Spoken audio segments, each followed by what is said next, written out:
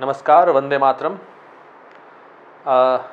आज बात करते हैं पीस एंड कन्फ्लिक्ट स्टडीज़ की और समझने की कोशिश करते हैं कि पीस किसे कहेंगे, पीस क्या है और कन्फ्लिक्ट क्या है और कन्फ्लिक्ट को कैसे ख़त्म करने के लिए और पीस को कैसे बढ़ाने के लिए प्रयत्न किया जाता है। विश्व के इतिहास में, विश्व की संस्कृतियों में हमेशा जो भी प्रयास रहे हैं वो शांति कैसे प्राप्त किया जा सके, शांति की तरफ कैसे बढ़ा जा सके, समाज में और राष्ट्र में शांति कैसे स्थापित की जा सके, इसी के लिए महत्तम प्रयास आदिकाल से ही हमेशा होते रहे हैं। शांति है क्या? सामान्य अवधारणा में शांति को कैसे समझा जा सकता है, शांति की स्थितियां कैसे उत्पन्न की जा सकती हैं, किन परिस्थितियों को अगर पैदा ना होने दिया जाए तो उसे हम शांति की स्थिति कहेंगे। आज हम इसी पर विचार और विमर्श करते हैं। तो मुख्य तौर पर, आमतौर पर शांति का मतलब यह माना जाता है कि हिंसा की अनुपस्थिति, और हिंसा का जो बृहत्तम स्वरूप रहा है वो रहा है युद्ध। और हमेशा ये माना जाता रहा है कि युद्ध कोई ऐसी घटना नहीं है, युद्ध कोई ऐसा कारण नहीं है जो कि प्राकृतिक रूप से जिसका संभव होना अत्यंत आवश्यक हो। यानी कि युद्ध हमेशा ऐसी स्थितियां होती हैं कि उसे टाला जा सके। यानी कि अगर युद्ध को हम टाल सकें तो युद्ध जो महत्तम हिंसा का कारण है उसके टलने से शांति की स्थिति बने रहने में, जब भी इतिहास में हम देखेंगे तो ऐसे प्रयास इसलिए किए गए ताकि अगर वो युद्ध की स्थिति टल जाए तो शांति की स्थिति बनेगी और शांति स्थापित हो सकेगी। हम महाभारत काल में भी देखते हैं कि महाभारत का युद्ध शुरू होने के पहले जब पांडव जाते हैं तो कृष्ण सिर्फ इस बात पर भी राजी हो जाने के लिए तैयार दिखते हैं कि अगर उन्हें 5 ग्राम दे दिए जाएं तो ये महाभारत का युद्ध टल जाएगा। लेकिन वो अलग बात थी कि दुर्योधन ने एक सुई की नोक के बराबर ज़मीन देना भी स्वीकार नहीं किया और महाभारत का युद्ध लड़ा गया था, जो कि आदिकाल में सबसे बड़ा युद्ध माना जाता है। इतिहास हमेशा संघर्ष और युद्धों का ही इतिहास रहा है। तो हम देखते हैं कि शांति का जो पूर्व शर्त ये माना जाता रहा है वो है हिंसा की अनुपस्थिति। यानी कि अगर समाज में हिंसा ना हो, हिंसात्मक कार्यवाही ना हो, हिंसा के माहौल ना पैदा हो, हिंसा के कारक तत्वों को मिटा दिया जाए तो ऐसी स्थिति को हम कहेंगे शांति की स्थिति, या इस तरह के वातावरण का निर्माण होगा तो हम कहेंगे कि शांति के लिए जो वातावरण और माहौल है वो पैदा हो रहा है। शांति का मतलब युद्ध से राहत। युद्ध से राहत कैसा होगा?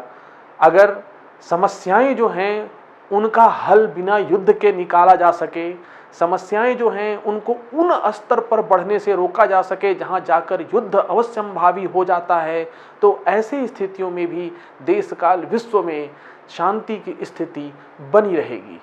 अव्यवस्था से राहत।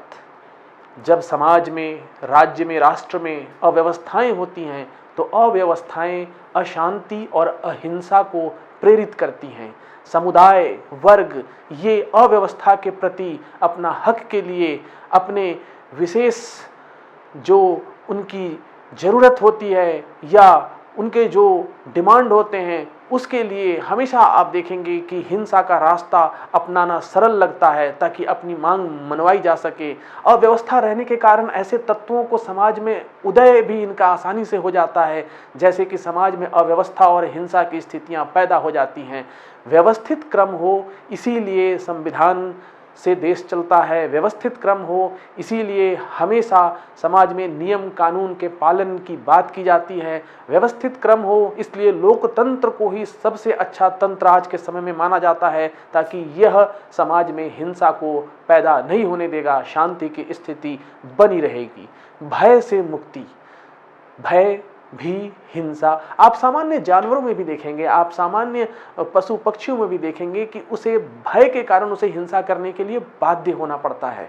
अगर सांप किसी को डंस मारता है, काट लेता है, तो वो इसलिए नहीं काटता है कि वो उसका दुश्मन है, वो भय मुक्त रहता है कि अगर मैंने ऐसा नहीं किया तो मुझे मार डाला जाएगा। जंगली ज़्यादातर जानवर भी इसीलिए आक्रमण करते हैं मनुष्यों के ऊपर, क्योंकि उन्हें वो भय रहता है। समाज में भी व्यक्तियों के भीतर जब भय व्याप्त रहता है, भय इस बात का कि ये हमारे समुदाय का नहीं है, हमारे ऊपर अत्याचार खोज करेगा, भय इस बात का कि ये उस स्थिति में नहीं है जिस स्थिति में मैं हूँ, ये अगर हमारी स्थिति में आने के लिए हमको नुकसान पहुँचा सकता है, भय इस बात का कि वो किसी और विचारधारा का है और अपनी विचारधारा हम पर लागू करने की कोशिश करेगा या हमारी विचारधारा को मिटा देना चाहता है, इस तरह के भय भी अशांति को और हिंसा को पैदा करते हैं, जिसके चलते शांति का जो तत्व है वो लुप्त हो जाता है। बहकावे से राहत। आज के समय में सोशल मीडिया के दौर में, इंटरनेट के ज़माने में, पत्र पत्रिकाओं के जितने तरह के सर्कुलेशन बढ़े हैं इस युग में, और पहले भी जब समुदाय आपस में बातचीत के द्वारा यहाँ से वहाँ सूचनाओं का आदान प्रदान होता था, ज़्यादातर हिंसा बहकावे से होती थी, विषय वस्तु कुछ और होती थी, व्यक्ति भटक जाता था, व्यक्ति भटकने के बाद वो उस रास्ते पर चल पड़ता था जहाँ वो हिंसा को अपनाता था, और बहकावे के चलते समाज और राष्ट्रों में हमेशा हिंसा शांति के रास्ते में बहुत बड़ी बाधा रही है। यानी कि इतनी सारी जो परिभाषाएं आप देख रहे हैं, ये परिभाषाएं, शांति की जो परिभाषा है वो अशांति के आधार पर की गई है। इस बात को ध्यान में रखकर की गई है कि इनका ना होना यानी शांति का होना, यानी कि एक नकारात्मक प्रयास यहाँ शांति को परिभाषित करने में रहा है।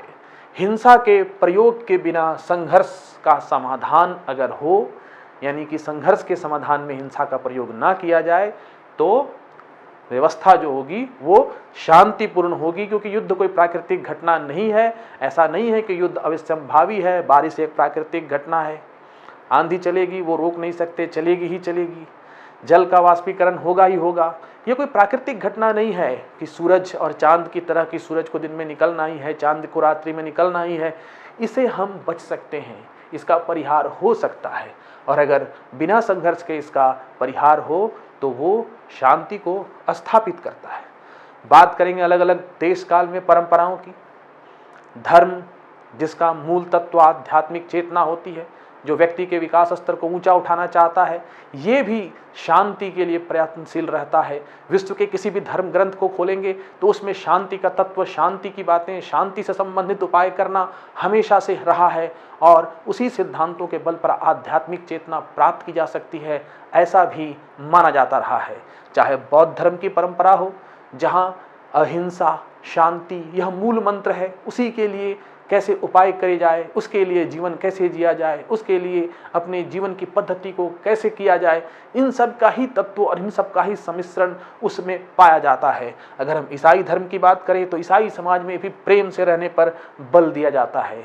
हम वैदिक धर्मों की बात करें तो यहाँ भी आदिकाल से मंत्र चला रहा है, जिसमें पृथ्वी शांति, शांति शांति, अंतरिक्ष शांति, मतलब हम ऐसी शांति की बात करते हैं जो सिर्फ अपनी पृथ्वी ही नहीं, अंतरिक्ष की भी शांति की बात करते हैं, वनस्पतियों की भी शांति की बात करते हैं, जल तत्व, वायु तत्व, हर तत्व में, हर जगह, कण कण में ईश्वर है और कण कण में शांति की बात करते हैं। विश्व के विशेष कुछ धर्मों के लोगों ने उन धर्म की परिभाषाओं को, उस धर्म के मूल तत्वों को इस तरह से बिगाड़ दिया है कि वो उन्होंने जो उनका मतलब निकाल कर रख दिया है वो ये कि शांति तभी है जब हम सभी एक ही तरह के बिलीफ सिस्टम में बंधे रहें, और हमारा जो बिलीफ सिस्टम है वही पूरे विश्व में फैला रहे, तो ही शांति की स्थिति रहेगी। और जो इस सिस्टम से अलग हैं उसके साथ हम हिंसा का प्रयोग कर सकते हैं। ऐसी परिभाषाओं के गढ़ जाने के कारण ही विश्व में आतंकवाद का उदय हो जाता है। धार्मिक स्तर पर, आध्यात्मिक चेतना के स्तर पर हर धर्म शांति के तत्व से पूरी तरह बंधा रहता है। अफ्रीकी जनजातीय संस्कृति हो जो काफ़ी प्राचीन हो, वहाँ भी प्रकृति के तत्वों को, शांति को महत्व दिया गया है। यूनानी दार्शनिक भी जो नगर राज्य की बात करते हैं तो उसकी व्यवस्थाओं को ऐसे व्यवस्थित करने की बात करते हैं, उसकी व्यवस्थाओं की संरचना को इस तरह से निर्मित करने की बात करते हैं, वहाँ के शासन के स्तर के लिए उन जरूरी तत्वों को बतलाते हैं जिससे नागरिक विद्रोह का वहाँ अभाव हो। प्लेटो का आदर्श राज्य हो या अरस्तु का शासन व्यवस्था की पद्धतियों की चर्चा हो, उसमें जिस तरह के विचार दिए गए हैं, आदर्श राज्य का जो कंसेप्ट दिया जाता है वो इसलिए है ताकि आदर्श राज्य होगा, राजा दार्शनिक होगा, राज्य में अव्यवस्थाएं नहीं होंगी तो शांति का सूत्रपात रहेगा और शांति ही शांति कायम रहेगी। इनलाइटमेंट के दौर में लॉक, रूसो, इस तरह के जो दार्शनिक हुए, उन्होंने युद्ध को अनावश्यक माना है। उन्होंने अपने विचारों में लोकतंत्र की बात उठती है, पॉपुलर सॉवरेनिटी की बात रूसों में उठती है। वो इसलिए है कि जब जनता की इच्छा से ही सरकारें चलेंगी तो अव्यवस्थाएं कम होगी, बहकावा में कम आएंगे लोग, हिंसा की अनुपस्थिति होगी और शांति का प्रादुर्भाव होगा। व्यक्ति की स्वायत्तता, व्यक्ति की स्वतंत्रता शांति को जन्म देने का एक प्रमुख कारण है। अगर व्यक्ति स्वतंत्र होगा, उसकी स्वतंत्रता के मार्ग में बाधक तत्व नहीं होंगे, उसको अपने व्यक्तित्व को निखारने का मौका मिलेगा, उसके अंदर जो उसकी क्षमताएं हैं उसको प्रस्फुटित होने का मौका मिलेगा, उसे जीवन का, संपत्ति का अधिकार मिलेगा, तो ये समाज में शांति के तत्व को स्थापित करने में सहायक सिद्ध होगा। टॉल्स्टॉय ने भी राज्य को दमन और हिंसा का उत्तरदायी तत्व माना था। और मार्क्स जो वर्ग विहीन समाज की स्थापना की बात करते हैं, वो क्यों करते हैं? उन्होंने देखा कि समाज में जो वर्ग हैं, जो बुर्जुआ वर्ग है, जो प्रोलेटरेट्स हैं, ये शोषण के कारण नीचे वाले वर्ग, जो एक टेंशन वर्ग में क्रिएट हो रहा है, अगर ये वर्ग विहीन समाज होगा, समाज में कोई वर्ग नहीं होंगे, तो वो शांति की स्थापना हो जाएगी। जब वर्ग विहीन समाज होगा, जो उत्पादन के साधन हैं उस पर जब श्रमिकों का अधिकार हो जाएगा, लाभ का समुचित बंटवारा होगा, जब शोषण का अंत हो जाएगा तो शांति की स्थापना हो जाएगी। शांति की अवधारणा में इतनी सारी बातें हम देखते हैं, हम पाते हैं। अब हम शांति की अवधारणा को समझ चुके हैं और अब हिंसा की अवधारणा को भी समझना अत्यंत आवश्यक है। और जब हम हिंसा की अवधारणा को समझ लेते हैं तो फिर शांति की अवधारणा और अधिक स्पष्ट होते चली जाती है और इस बातों की तरफ भी ध्यान जाने लगता है कि फिर शांति स्थापित करने की प्रक्रिया कैसी होगी और शांति के भी किस तरह के प्रकार होंगे, किस तरह के रूप होंगे। तो हिंसा की अवधारणा समझने के लिए हमें हिंसा के प्रकार और हिंसा की अवधारणा में क्या क्या शामिल है, इसको भी समझना पड़ेगा। अब हिंसा के रूप, हिंसा के जो सबसे पहला सामने रूप हमें जो दिखता है वो है प्रत्यक्ष हिंसा या संरचनात्मक हिंसा। प्रत्यक्ष हिंसा जैसे कि ये नाम से ही विदित है, जहां स्पष्ट आंखों से, स्पष्ट ज्ञानेंद्रियों से यह समझ में आ रहा हो कि हिंसा की जा रही है। हिंसा के कई रूप हो सकते हैं। महात्मा गांधी तो बोलने के द्वारा की गई हिंसा के भी विरोधी थे।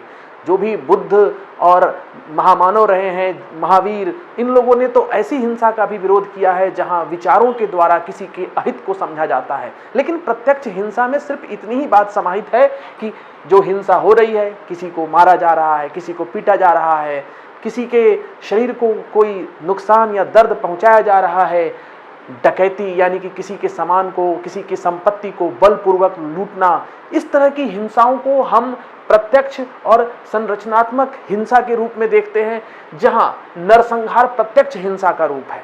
अब नरसंहार क्यों किया जाता है? युद्ध से भी ज्यादा दर्दनाक स्थिति होती है नरसंहारों की स्थिति।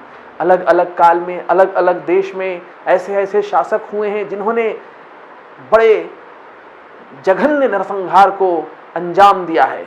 जैसे कुछ नाम है, आपको पता होगा कि जर्मनी में नाजियों ने कितना बड़ा नरसंहार किया था। माना जाता है कि करीब 90 लाख यहूदियों का जनसंहार किया गया था। उन्हें गैस चैम्बरों में भर भर कर मारा जाता था। उनको तैयार करवाकर ट्रेन से एक जगह पर लाकर, जहां जमीन में गड्ढे खोद दिए जाते थे, उन सबको गड्ढों में उतार दिया जाता था और फिर सबको शूट कर कर उस गड्ढे को भर दिया जाता था। तो ये जब भी नरसंहार होता है, इसके पीछे कोई वैचारिक कारण होता है। हिटलर का ये मानना था, नाजी जर्मनी के शासकों का, जो उस समय सत्ता में बैठे थे, उनका ये मानना था, उनका ये विचार था कि उनके देश की दुर्दशा के लिए ये ज्यूज ही जिम्मेदार हैं।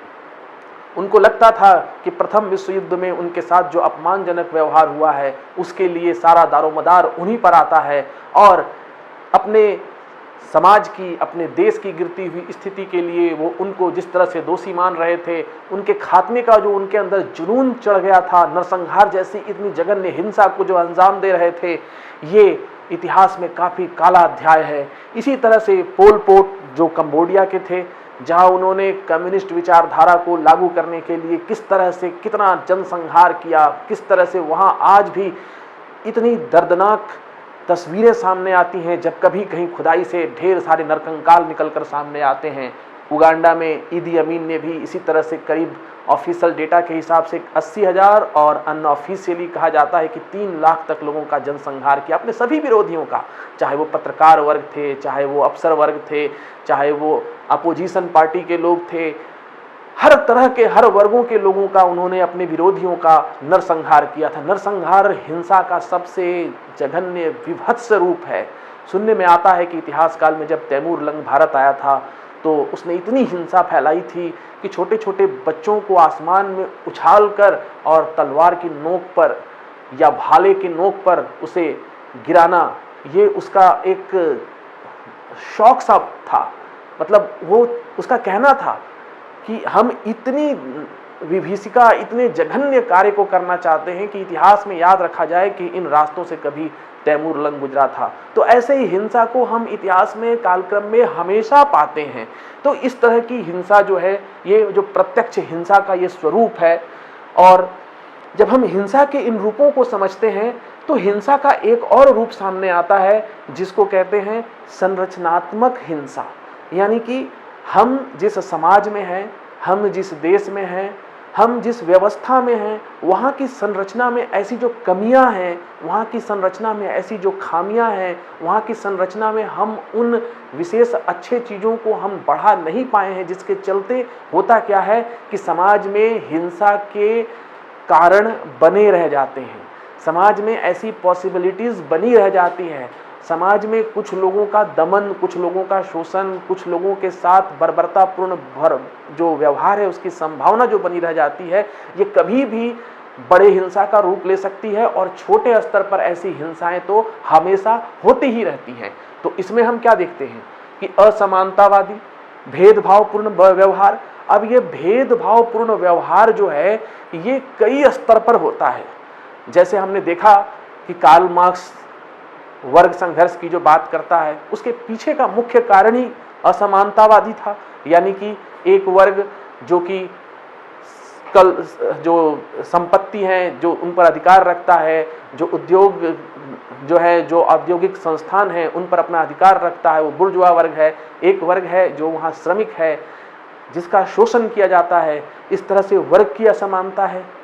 इस तरह से हम देखेंगे कि समाज में जातीय असमानता है, समाज में लैंगिक असमानता है, समाज में धनी और गरीब वर्गों के बीच असमानता है। अलग अलग देशों के बीच, जो अधिक प्रगतिशील देश हैं, जो अधिक विकसित हो चुके हैं, जो अल्प विकसित हैं, वहाँ उनका जो है वो असमानता है। इस तरह से भेदभावपूर्ण व्यवहार जो समाज में है, ये जो एक को ऊंचा मानना, एक को नीचा मानना, एक को अच्छा मानना, एक को बुरा मानना, इस तरह की प्रवृत्तियां जो हैं, इसके पीछे जो उच्च स्तर पर है वो हमेशा एक शोषण करने वाले एक संस्था का रूप ले लेता है। ऐसे जो व्यक्ति होते हैं या ऐसा जो समूह होता है, वो हमेशा जो नीचे वाले होते हैं उनका कहीं ना कहीं शोषण करता है। और शोषण बिना हिंसा के तो हो नहीं सकती। और इसके प्रतिकार में जो असमान वर्ग है, जो नीचे है, जो निचला तबका है, जो अलग महसूस करता है अपनी को व्यवस्था से, वो भी हिंसा का सहारा लेते हैं ताकि ऐसी व्यवस्थाओं को वो हटा सकें, उसका नाश कर सकें और समान व्यवस्था की तरफ व्यवस्था को ला सकें। गरीबी हिंसा का एक प्रमुख कारण है। इसका कारण यह है कि हम समाज में धन संपत्ति का समान बंटवारा नहीं कर पाए हैं, हमने मौके कम दिए हैं, हमने ऐसी स्थितियों का निर्माण नहीं किया है जहां सबका विकास हो सके, हमने ऐसी स्थितियां नहीं पैदा की हैं जहां जिन क्षेत्रों में रिसोर्सेस है हम वहां से उन रिसोर्सेस को तो ले लेते हैं, लेकिन वहां पर जो विकास के क्रम में जो समाज में जो चीज़ें पहुंचनी चाहिए, जो आवश्यक चीज़ों का प्रवाह होना चाहिए, वो उतना नहीं हो पाया है। ये गरीबी बहुत हिंसा करवाती है।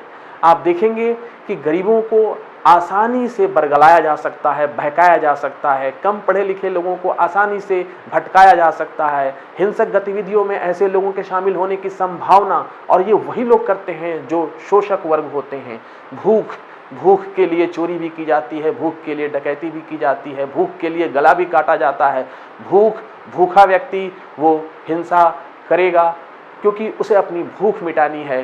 भूख तो नीचे स्तर पे भी होती है, भूख तो ऊंचे स्तर पे भी होती है। किसी को धन की भूख है, वो धनी होते हुए भी भूखा है, वो भूख उससे हिंसा करवाती है। किसी को रोटी के लाले पड़े हैं, वो रोटी के लिए भूखा है, वो अपनी रोटी के लिए हिंसा करता है। दमन, दमन यानी किसी को जो उसका वांछित अधिकार है वो ना देना, जो उसके सामाजिक अधिकार हैं उनको उनसे च्युत करना। तो ऐसा जब किया जाएगा तो वो क्या करेगा? वो हिंसा का सहारा लेगा। बुनियादी सुविधाओं से वंचित किया जाएगा। जब जो बेसिक चीजें हैं वो सामान्य लोगों तक, किसी क्षेत्र के उन सभी नागरिकों तक नहीं पहुंचेगी जिनको वो चीजें बहुत जरूरी है, भोजन नहीं पहुंचेगा, वस्त्र नहीं पहुंचेगा, आवास नहीं पहुंचेगा, इस तरह की चीजों के नहीं पहुंचने के चलते वहां हिंसा का रूप पनपता चला जाएगा। नक्सली आंदोलन में आप क्या देखते हैं? मुख्य आरोप तो यही रहता है कि हमारे क्षेत्र के जल, जंगल, जमीन का दोहन होता है, हमारे रिसोर्सेस को लिया जाता है और पूंजीपति वर्ग से अपना फायदा उठाते हैं। सरकार भी पूंजीपति वर्ग के साथ हो जाती है और हमारा शोषण का क्रम चलता रह रहा है। उन्हें अपनी जमीन पे अधिकार चाहिए, अपने जल जंगल पे अधिकार चाहिए।